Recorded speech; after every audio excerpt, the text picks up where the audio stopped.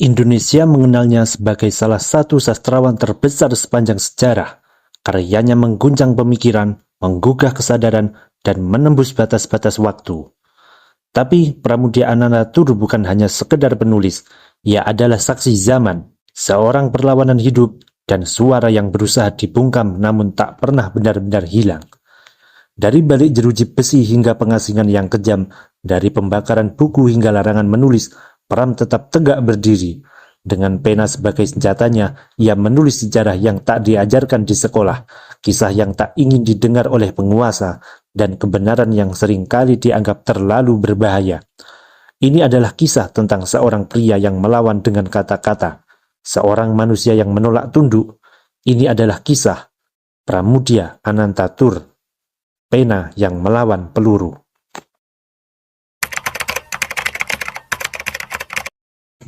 Lahir pada 6 Februari 1925 di Blora, Jawa Tengah, Pramudia tumbuh di tengah lingkungan yang penuh gejolak.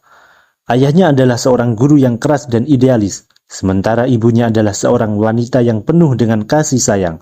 Dari kecil, Pram sudah dicekoki dua hal, cinta pada ilmu pengetahuan dan kebencian terhadap ketidakadilan. Indonesia saat itu masih di bawah cengkeraman kolonial Belanda. Penindasan ada di mana-mana, dan ketimpangan sosial begitu nyata. Pramudia muda melihat bagaimana bangsanya dijajah di tanah airnya sendiri. Tapi bagi Pram, ada satu jalan untuk melawan. Tulisan. Ia mulai banyak membaca, banyak berpikir, dan akhirnya banyak menulis. Buku bukan sekedar hiburan, tetapi senjata.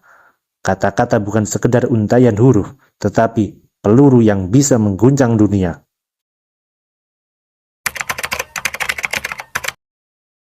Tahun 1942, Jepang datang menggantikan Belanda. Indonesia masuk babak baru dalam sejarah, tapi bagi Pram, ini hanya wajah baru dari penjajahan yang sama. Ia bergabung dalam dunia jurnalistik dan mulai menulis tentang penderitaan rakyat. Namun, kebebasannya tak bertahan lama. Tahun 1947, ia ditangkap oleh Belanda karena tulisannya yang dianggap terlalu tajam dan berbahaya. Penjara menjadi rumah barunya, tapi di dalam sel itu, Pramudia tidak berhenti. Ia justru semakin kuat. Ia menulis, dan terus menulis. Pena menjadi satu-satunya alat perlawanan yang tersisa.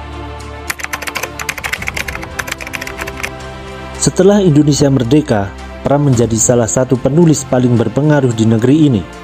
Ia dikenal kritis terhadap penguasa, vokal dalam membela rakyat kecil, dan tak pernah takut menyuarakan kebenaran. Puncak kejayaannya datang saat ia menulis Tetralogi Buru, sebuah mahakarya yang menceritakan perjuangan rakyat Indonesia dari zaman kolonial hingga kemerdekaan. Buku ini bukan hanya novel biasa, tapi juga rekaman sejarah yang tak pernah dicatat secara resmi. Tapi kejayaan ini tak bertahan lama. Tahun 1965, politik Indonesia berubah drastis. Soeharto naik ke tampuk kekuasaan. PKI ditumpas habis, dan siapapun yang dianggap berhaluan kiri dihabisi. Pramudia, meski bukan anggota PKI, ikut terseret. Ia ditangkap tanpa pengadilan, dipenjara di Pulau Buru, dan dilarang menulis. Di Pulau Buru, Pramudia mengalami siksaan mental dan fisik. Tapi seperti biasa, ia tidak menyerah. Karena tidak diizinkan menulis, ia menggunakan ingatannya untuk menyusun cerita. Ia menghafalkan narasi dalam pikirannya, menceritakannya kepada sesama tahanan, hingga akhirnya, setelah bertahun-tahun, Tetralogi Buru berhasil ditulis ulang dan diselundupkan keluar dari penjara. Buku ini menjadi saksi bisu tentang betapa kejamnya sejarah dan betapa kuatnya seorang manusia dalam memperjuangkan kebenaran. Pramudia akhirnya dibebaskan tahun 1979, tapi namanya tetap dicekal. Ia tidak bisa bepergian ke luar negeri, tidak diizinkan menerima penghargaan, dan karyanya terus dilarang. Namun, dunia tidak bisa menutup mata. Karya-karyanya diterjemahkan ke lebih dari 30 bahasa. Namanya disebut dalam berbagai nominasi Nobel Sastra. Ia dihormati di luar negeri, bahkan saat di dalam negeri ia tetap dianggap musuh oleh rezim. Hingga akhirnya, pada 30 April 2006, Pramudia Anantatur menghembuskan napas terakhirnya. tapi kata-katanya tidak pernah mati.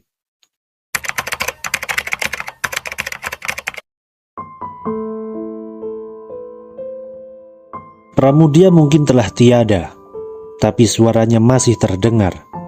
Kata-katanya mungkin masih menggema, dan sejarah tidak bisa menghapusnya begitu saja. Karena dalam dunia yang sering kali menindas kebenaran, selalu ada satu hal yang lebih tajam dari peluru: pena.